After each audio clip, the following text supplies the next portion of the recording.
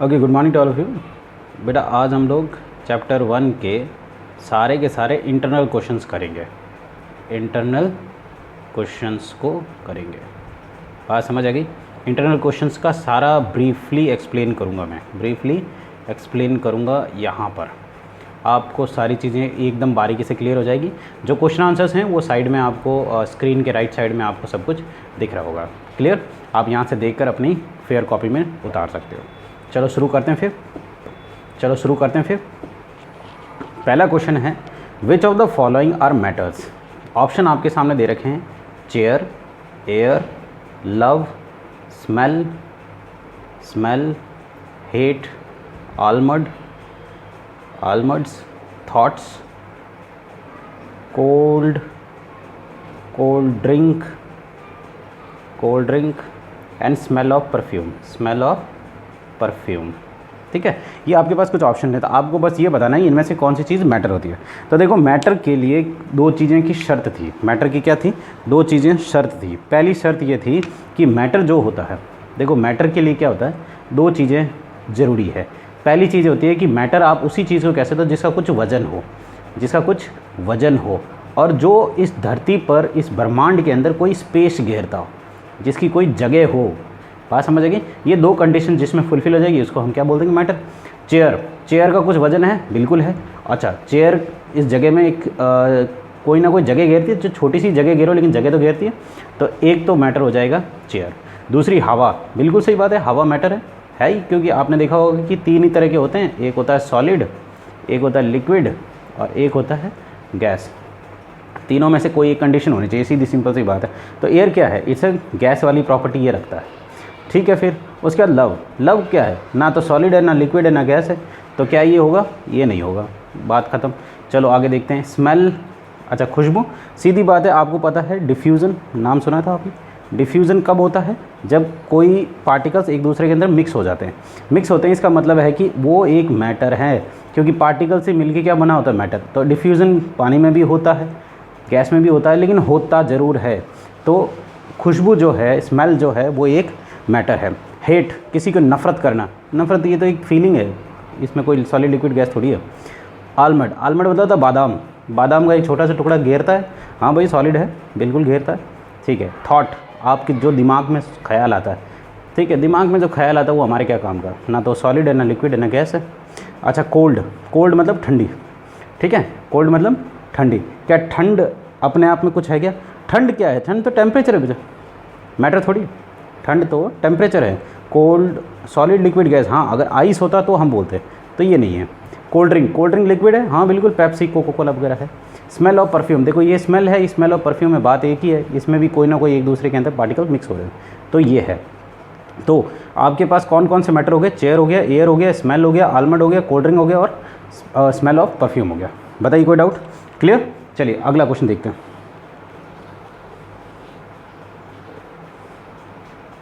अगला क्वेश्चन लिखा है, give the reason for the sizzling food reaches you several meters away but to get the smell from the cold food you have to go close. देखो सीधी simple सी बात है, question पूछा हुआ है कि सीजलिंग फूड्स मतलब सिंपल भाषा में समझ लो, ये जो गर्म खाना होता है, जो हॉट फूड होता है, ठीक है, उसकी स्मेल काफ़ी दूर तक चली जाती है, काफ़ी दूर तक चलेगी। लेकिन अगर कोई ठंडा खाना है, कैसा खाना है? कोल्ड फूड, तो उसकी स्मेल के लिए आपको उसके पास जाना पड़ता है, तब जाके कहीं खुशबू आती है। तो क्वेश्चन पूछा ऐसा क्यों? तो देखो स्मेल की बात आ गई तो आंख बंद करके आपको क्या लिखना है? इसके पीछे रीज़न क्या है? डिफ्यूज़न है। एक चीज़ तो कन्फ्यूज़न क्लियर हो गई, डिफ्यूज़न क्लियर। अब डिफ्यूज़न तो हो गया। अब यहाँ पर दूसरी चीज़ पूछी जाती है कि गर्म खाने की दूर तक क्यों जाती है? देखो बेटा, डिफ्यूज़न जो होता है वो डायरेक्टली प्रोपोर्शनल होता है टेम्परेचर के। किसके प्रोपोर्शनल होता है? डायरेक्टली प्रोपोर्शनल होता है टेम्परेचर के। इसका मतलब है कि जैसे जैसे आप टेम्परेचर बढ़ाओगे डिफ्यूज़न भी उतना तेज़ बढ़ेगा। तो क्योंकि खाना गर्म है तो इसका मतलब है टेम्परेचर बढ़ गया तो इसकी खुशबू भी क्या जाएगी? बहुत दूर तक जाएगी। क्लियर। लेकिन खाना ठंडा है, इसका टेम्परेचर गिर गया तो इसकी खुशबू भी बहुत कम जाएगी। क्लियर कट बात, तो इतना सा ध्यान रखना। चलिए अगला देखते हैं। अ driver is able to cut through the water in a swimming pool. Which property of matter does this observation show? मतलब ये कि आपने देखा होगा कि ये स्विमिंग पूल है, मान लीजिए ये स्विमिंग पूल है, इसके यहाँ पर ये बिल्डिंग है और इसके अंदर से एक डाइवर ने जंप मारा तो ये डाइवर पानी के अंदर चला जाता है। क्लियर, मतलब पानी के अंदर चला गया, कट करके पानी को अंदर चला गया। ये पानी की या मैटर की कौन सी प्रॉपर्टी है जिसकी वजह से घुस गए? तो देखो इसके पीछे दो प्रॉपर्टियाँ काम करती है। पहली प्रॉपर्टी है कि जो लिक्विड पार्टिकल्स होते हैं थोड़ा सा उसमें क्या होता है, स्पेस होता है। पहली क्या प्रॉपर्टी है कि स्पेस है, इनके लिक्विड के अंदर पार्टिकल्स के बीच में क्या है, स्पेस है। अच्छा, दूसरी प्रॉपर्टी क्या है कि इनके बीच में जो फोर्स ऑफ अट्रैक्शन है, जो इनकी पकड़ है वो थोड़ी सी कमज़ोर है, इसलिए डाइवर टक अंदर घुस जाता है। तो फोर्स ऑफ अट्रैक्शन भी क्या है, force of attraction is week, attraction is week. बात समझ आ गई? उसकी फोर्स ऑफ अट्रैक्शन क्या है, कमज़ोर है इसलिए। तो ये दो प्रॉपर्टी है जिसकी वजह से डाइवर क्या कर जाता है, अंदर जंप कर जाता है। चलिए अगला देखते हैं। अगला क्वेश्चन पूछा हुआ इन्होंने कि what are the characteristics of particles of matter. किसी भी मैटर के पार्टिकल्स की कैरेक्टरिस्टिक्स क्या है? तो देखिए पहली चीज़ है, इसमें आपको जितने भी 3 कैरेक्टर्स मैंने बताए हैं, जितने भी 3 कैरेक्टर्स बताए हैं, आपको कितने कैरेक्टर बताए पार्टिकल के? 3। पहले क्या बताया था कि पार्टिकल्स हमेशा क्या करते हैं, पार्टिकल्स के बीच में क्या होती है, they have space between them. उनके बीच में क्या होती है, स्पेस होती है, खाली जगह होती है। दूसरा कैरेक्टर क्या होता है, पार्टिकल्स हमेशा मोशन में रहते हैं। पार्टिकल्स हमेशा क्या करते हैं, ऐसे हिलते रहते हैं, कंटिन्यू इन मोशन, हिलते रहते हैं। अच्छा, तीसरी चीज़ है, मोशन कह दो या मूविंग लिख दो, एक ही बात है, ठीक है ना। अच्छा, तीसरी चीज़, उनके बीच में क्या होता है, फोर्स ऑफ अट्रैक्शन होता है। हर पार्टिकल एक दूसरे को क्या ऐसे एक दूसरे को पकड़ के रखता है, तो फोर्स ऑफ अट्रैक्शन होता है। यह पहले मैंने वीडियो को पढ़ा रखा है, तो आप आराम से देख सकते हैं। तो पार्टिकल के 3 कैरेक्टर्स हैं। पहला कैरेक्टर क्या है, पहला कैरेक्टर है कि उनके बीच में जगह होती है। दूसरा कैरेक्टर है कि पार्टिकल्स हमेशा हिलते रहते हैं, मूविंग करते रहते हैं। और तीसरा है फोर्स ऑफ अट्रैक्शन उनके बीच में होती है। चलिए अगले क्वेश्चन देख लेते हैं। अब आ जाओ पेज नंबर 6 के ऊपर। पेज नंबर 6 के ऊपर जो इंटरनल क्वेश्चन हैं हम उनको करेंगे। क्लियर। अब देखिए अगला क्वेश्चन पूछा हुआ है पेज नंबर 6 के ऊपर। पहला क्वेश्चन है कि डेंसिटी के हिसाब से बताना है आपको। डेंसिटी, देखो डेंसिटी का मतलब समझ लो। डेंसिटी क्या होता है? डेंसिटी का सिंपल मतलब समझ लो कि आप यूँ समझ लो गाढ़ापन, ठीक है।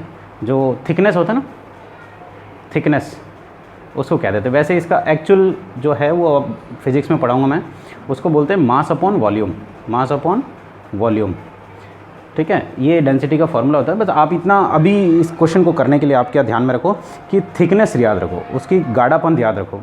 तो गाढ़ापन क्या है कि आपके पास कुछ ऑप्शन दिए हैं, जैसे दिया हुआ एयर, एग्जॉस्ट फ्रॉम चिमनी। अच्छा, दूसरा दिया हुआ है, तीसरा दिया हुआ है इसके अंदर हनी, चौथा दिया हुआ है वाटर, पांचवा दिया हुआ है चॉक, क्या दिया हुआ है, चॉक, और छठा दिया हुआ है कॉटन, इसके बाद में दिया हुआ है आयरन। ये कुछ ऑप्शन दिए हुए हैं, आपको बताना डेंसिटी के हिसाब से इनको इंक्रीजिंग ऑर्डर में बताना है। इंक्रीजिंग ऑर्डर के अंदर। अब इंक्रीजिंग ऑर्डर क्या बोला है? इंक्रीजिंग ऑर्डर का मतलब है जिसके बीच में सबसे पतला जो है उसको पहले, फिर उससे भारी, फिर उससे गाढ़ा, फिर उससे गाढ़ा, सबसे गाढ़ा, ऐसे ऐसे आपको बढ़ते हुए क्रम में बताना है। कर सकते हो? तो चलो करके देखते हैं। ऐसा कुछ नहीं है, कर सकते हैं, बिल्कुल कर सकते हैं। देखो सबसे पतली इनमें से क्या होती है? हवा होती है। सबसे पतली क्या होती है? हवा। हवा से फिर थोड़ा उसके अंदर ज़्यादा पार्टिकल जो आते हैं वो आते हैं एग्जॉस्ट इन चिमनी जो होती है ना, आपने देखो फैक्ट्रियों के ऊपर से जो लगी होती है, इसमें से धुआं भी निकलता है। तो ये भी हवा, बस इसमें क्या होता है, फालतू के डस्ट पार्टिकल्स और ज़्यादा होते हैं। मतलब नॉर्मल हवा के मुकाबले इसमें थोड़े से गाढ़ापन ज़्यादा होता है। तो एग्जॉस्ट फ्रॉम चिमनी। फिर चिमनी के बाद में क्या आ जाएगा इसमें? फिर आएगा देखो चॉक, वाटर आएगा। वाटर थोड़ा साफ़ होता है, थोड़ा इससे ज़्यादा गाढ़ा होगा। इसके बाद शहद और ज़्यादा गाढ़ा होगा, हनी से फिर ज़्यादा गाढ़ा क्या होगा? चॉक गाढ़ा होता है कि नहीं, पाउडर फॉर्म में आ जाता है। उससे ज़्यादा गाढ़ा क्या होता है? कॉटन। और सबसे गाढ़ा क्या होगा इसमें? आयरन इतना गाढ़ा होता है कि उसको आप हिला भी नहीं सकते। तो ये गाढ़ापन के हिसाब से यानी डेंसिटी के हिसाब से हमने इनको अरेंज कर दिया इंक्रीजिंग ऑर्डर में। कोई डाउट? ठीक है, अगला क्वेश्चन देखिए। अगला क्वेश्चन पूछा है tabulate the difference in the characteristics of a states of matter. आपको क्या करना है, जितने भी मैटर थे सॉलिड, लिक्विड और गैस, 3 तरह के तो थे हमारे पास। इन तीनों की आपको क्या करना है, प्रॉपर्टी बता देनी। ये आपको मैंने ऑलरेडी लिखवा रखे हैं बच्चे, आप वो सीधा वहाँ से देखो और वो पूरा का पूरा आंसर लिख दो। मतलब इनकी जो कैरेक्टरिस्टिक्स है, जैसे ये इसका फिक्स्ड वॉल्यूम होता है, ये रिजिड होते हैं, ये नॉन रिजिड होते हैं, ये जितनी भी चीज़ें थी आपको पहले लिखवा दिया है, तो we will not waste our time. आप यहाँ से देख सकते हैं, मैं फ़ोटो लगा दूंगा, आप देख लीजिए। इसके बाद अगला क्वेश्चन पूछा हुआ है कि आपको इनके कुछ एग्ज़ाम आपको बताना है कि रिजिडिटी क्या होता है। देखो रिजिडिटी क्या होता है, रिजिडिटी का सिंपल सा मतलब होता है कठोरता। क्या होता है? कठोरता। जो कठोर होता है, जिसकी पास कुछ वजन है, उसको क्या बोलते हैं? रिजिड बोल देते हैं। तो इसकी डेफिनेशन है, मैं आपको लिख के दे रखी है, आप आराम से यहाँ से देख लीजिए। अगला पूछा है कंप्रेसिबिलिटी क्या होती है।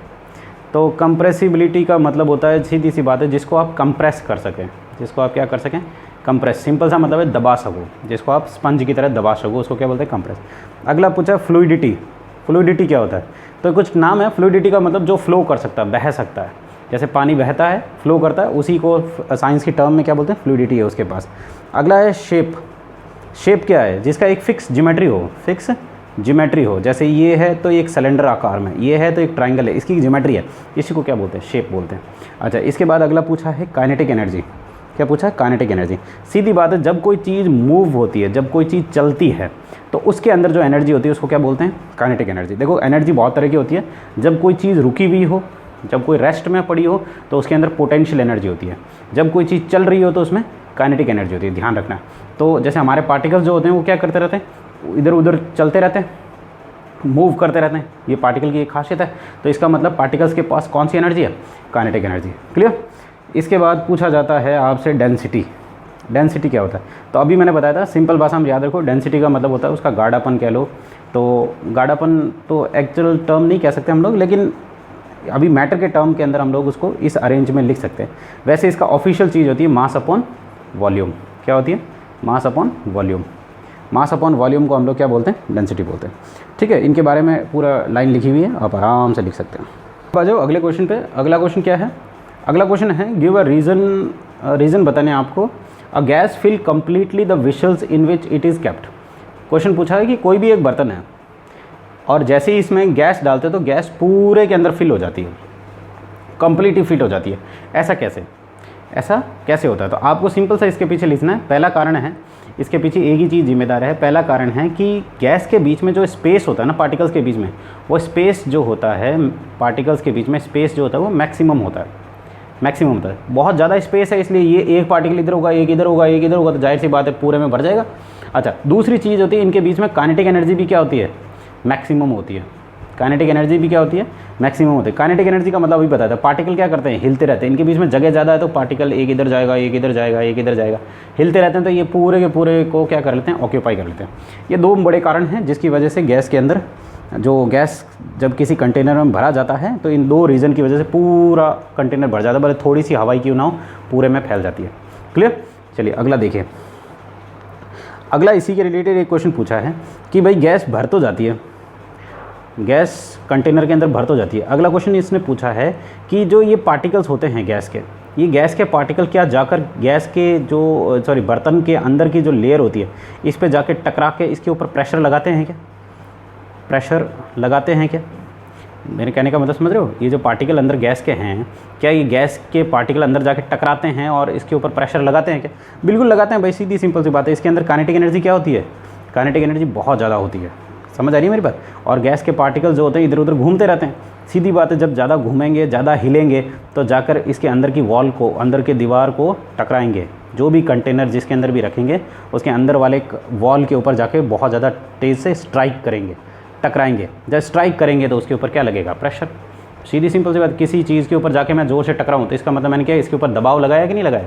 ये अपने आप ही चीज़ हो गया। तो आप इतना सा बोलेंगे गैस के पार्टिकल्स के पास क्या होती है? मैक्सिमम काइनेटिक एनर्जी होती है, जिसकी वजह से वो क्या करते हैं? स्ट्राइक करते हैं, और जिसकी वजह से वॉल के ऊपर प्रेशर जनरेट होता है। समझ आएगी मेरी बात? देखिए अगला क्वेश्चन पूछा है, a wooden table should be called solid. क्या लकड़ी की जो मेज़ होती है इसको आप सॉलिड कह सकते हो? तो देखो बिल्कुल सही बात है, इसको हम लोग सॉलिड कह सकते हैं। इसको हम लोग क्या कह सकते हैं? सॉलिड कह सकते हैं। पहला कारण, इसके बीच में आपको जो इनके पार्टिकल्स होते हैं उनके बीच में जो स्पेस होगा, जो जगह होती है वो बहुत कम होती है, नंबर एक। नंबर दूसरा, एक एक पार्टिकल की जो फोर्स ऑफ अट्रैक्शन है, जो फोर्स ऑफ अट्रैक्शन है एक दूसरे को जो पकड़ रखा है वो बहुत ज़्यादा टाइट है। इसलिए हम लोग जब ये जो सॉलिड की जितनी भी प्रॉपर्टीज़ है वो इस टेबल के अंदर सेटिस्फाई कर रही है, और यही आप तो 2 लिख रहे हैं, आप 3 भी लिख सकते हैं। इसका फिक्स शेप होता है, फिक्स शेप होता है। तो सॉलिड की जितनी भी प्रॉपर्टीज़ है वो सारी की सारी के साथ ये वुडन टेबल सेटिस्फाई करिए। इसीलिए हम लोग इसको किस में रखेंगे, कौन सी मैटर के अंदर रखेंगे, टाइप्स ऑफ मैटर, सॉलिड के अंदर रखेंगे। समझ आ गई मेरी बात? चलिए आगे देखते हैं। अगला देखिए, we can easily move our hand in air but we do not do the same through the solid block of wooden, we need an karate expert. Question बोला है कि हवा जो होती है ना, हवा के अंदर से हम अपना हाथ निकाल सकते हैं, ऐसे शक करके हाथ निकाल सकते हैं, लेकिन वहीं अगर मुझे एक टेबल के अंदर से हाथ निकालना है, इस टेबल के बीच में से हाथ निकालूँ यहाँ से, तो मुझे कराटे एक्सपर्ट बनना पड़ेगा, मुझे बहुत टाइटली मारना पड़ेगा। ऐसा क्यों? देखो सीधी सिंपल सी बात है, गैस के बीच में क्या होती है, जगह ज़्यादा होती है। इनकी जो फोर्स ऑफ अट्रैक्शन होती है, 2 पार्टिकल के बीच में जो फोर्स ऑफ अट्रैक्शन होता है वो भी बहुत कम होता है, जिसकी वजह से इतना जगह होती है और इतनी फोर्स ऑफ अटैक कमज़ोर होती है, बड़े आराम से हाथ निकल सकता है। इनके बीच में एक तो जगह कम होती है, स्पेस बहुत कम होती है, और फोर्स ऑफ अट्रैक्शन जो होता है वो बहुत ज़्यादा होता है। बहुत ज़्यादा होने की वजह से जाहिर सी बात है पार्टिकल आसानी से टूटते नहीं, तो हमारे हाथ को भी निकलने में बहुत ज़ोर लगेगा। वो जो कराटे एक्सपर्ट बना तब जाके इतनी तोड़ूंगा। समझ आएगी मेरी बात? ये चीज़ें लिख देना है। चलिए अगला क्वेश्चन देखिए, अगला क्वेश्चन बड़ा इंपॉर्टेंट है। अगला क्वेश्चन पूछ लेता है कि डेंसिटी के हिसाब से, डेंसिटी के हिसाब से मतलब गाढ़ापन देखा जाए तो पानी का गाढ़ापन कम होता है और आइस का ज़्यादा होता है, लेकिन उसके बावजूद भी आइस जो होता है पानी के ऊपर तैरता है, ऊपर फ्लोट करता है। ऐसा क्यों होता है भैया? तो देखो इसके पीछे कारण ये होता है कि आइस का जो स्ट्रक्चर होता है ना, अगर आप आइस को जूम करके देखोगे तो इसका स्ट्रक्चर जो होता है वो केज लाइक स्ट्रक्चर होता है। पिंजरा होता है ना, पिंजरा, उसके जैसा होता है। और पिंजरे में आपको पता खाली जगह होती है, तो इसका जो स्ट्रक्चर होता है, अगर आप इसको जूम करके देखो ना, आइस को, जो बर्फ़ है, इस बर्फ़ को जूम करके देखो तो इसका पिंजरे जैसा स्ट्रक्चर होता है, जिसकी वजह से क्या होता है, इसके बीच में खाली जगह हो जाती है। और खाली जगह होगी तो उसमें क्या घुस जाएगी, हवा घुस जाती है। क्या घुस जाती है? एयर घुस जाती है, जिसकी वजह से इसकी डेंसिटी हो जाती है कम और पानी की डेंसिटी क्या हो जाती है, ज़्यादा। तो जिसकी डेंसिटी कम होगी वो ऊपर तैरेगा। तो सीधी सिंपल सी बात है, इसके स्ट्रक्चर की वजह से, याद रखना बेटा, आइस का स्ट्रक्चर की वजह से, उसकी डेंसिटी कम होती है, और उसकी डेंसिटी कम होते ही जिसकी डेंसिटी कम होगी वो ऊपर तैरेगा। ये ध्यान रखना।